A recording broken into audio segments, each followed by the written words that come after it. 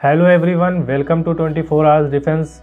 हम आपके सामने Indian coast guard assistant commandant की वैकेंसी की नोटिफिकेशन लेकर आए हैं, जो कि पैरा मिलिट्री कमीशन कैटेगरी की एक बेहतरीन अपॉर्चुनिटी है। ये पीएसबी और एफएसबी फॉर्मेट पर बेस्ड एंट्री है। जब हम आर्म फोर्सेस की बात करते हैं तो एक तो हमारी मिलिट्री है जो कि हमें देश के बाहरी खतरों से बचाती है, और दूसरी होती है पैरा मिलिट्री जो कि इंटरनल सिक्योरिटी इशूज से निपटती है। Para military central arm forces होती है जिनमें सीएपीएफ, सीआईएसएफ, असम राइफल्स आदि होती है। उसी तरह देश के कोस्टल एरियाज की इंटरनल सिक्योरिटी के लिए इंडियन कोस्ट गार्ड का गठन किया गया है, और जो इसकी ऑफिसर लेवल की एंट्री होती है वो कहलाती है Indian coast guard assistant commandant. जब देश के अंदर कोई घटना होती है तो पैरा मिलिट्री फोर्सेस का रोल बहुत अहम हो जाता है। चूंकि ये एक कमीशन कैटेगरी की जॉब है, इसलिए आपकी ट्रेनिंग की process Indian naval academy Ezhimala Kerala में होगी। बात करें हम अगर सिलेक्शन प्रोसेस की, तो ये पीएसबी और एफएसबी पर बेस्ड है, जिसकी प्रोसेस बहुत ही सिंपल है। पीएसबी में स्क्रीनिंग टेस्ट होगा जिसके अंतर्गत ओआईआर और पीपीटीटी टेस्ट होगा। अगर आप स्क्रीनिंग क्वालिफाई करते हैं तो आपको 1 मंथ का टाइम इंडियन कोस्ट गार्ड की तरफ से मिलेगा एफएसबी के लिए। एफएसबी यानी फाइनल सिलेक्शन बोर्ड, जिसमें आपकी साइकोलॉजी का टेस्ट, जीटीओ और इंटरव्यू होता है, जिसके बेसिस पर आपका सिलेक्शन होता है और आप Indian naval academy Ezhimala Kerala का हिस्सा बनते हैं। आपको अपनी प्रिपरेशन एसएसबी फॉर्मेट पर ही करनी होगी क्योंकि ये एक कमीशन कैटेगरी की जॉब है। तो चलिए बात करते हैं वैकेंसी की। तो टोटल नंबर ऑफ पोस्ट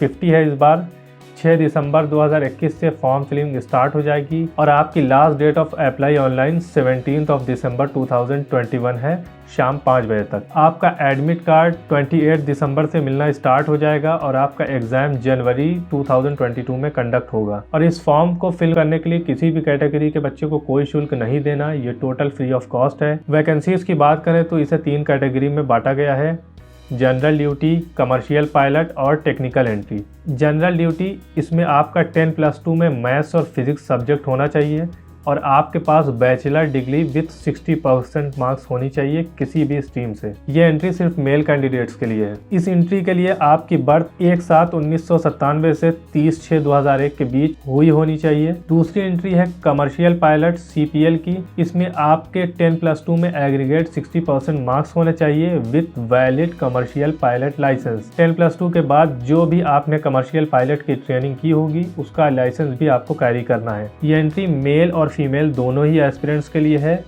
इस एंट्री को भरने के लिए आपका जन्म 1/7/1997 से 30/6/2001 के बीच हुआ होना चाहिए। अब बात करते हैं टेक्निकल एंट्री की, जो सिर्फ मेल कैंडिडेट्स के लिए है। इसमें बहुत सारी स्ट्रीम्स दी गई हैं, जैसे कि इलेक्ट्रिकल, इलेक्ट्रॉनिक्स, टेलीकम्युनिकेशन, ऐसी तमाम स्ट्रीम्स हैं जिसमें आपके पास डिप्लोमा या डिग्री होनी चाहिए विथ 60% मार्क्स, और आपके 10+2 में फिजिक्स मैथ कंपलसरी होना चाहिए with 60% marks. Total number of seat general duty और सीपीएल मिलाकर 40 है, जिसमें अनरिजर्व 12 है। ईडब्ल्यूएस इकोनॉमिकल वीकर के लिए 1 है, ओबीसी के लिए 6 है, एससी के लिए 5, एसटी के लिए 16 है। बात करें टेक्निकल ब्रांच की तो टोटल 10 वैकेंसी है। अनरिजर्व्ड इसमें 4 है, ओबीसी के लिए 4 है और एससी के लिए 2 वैकेंसी है। तो देर ना करें और हम आपसे कहना चाहेंगे कि ऑफिशियल नोटिफिकेशन को ज़रूर पढ़ें। www.joinindiancoastguard.gov.in पर जाकर आप अपना फॉर्म भर सकते हैं। और जाते जाते मैं आप सबको ये बताता चलूँ, डिफेंस से रिलेटेड सभी नोटिफिकेशन के लिए हमारे साथ जुड़े रहें। हम एक एक इन्फॉर्मेशन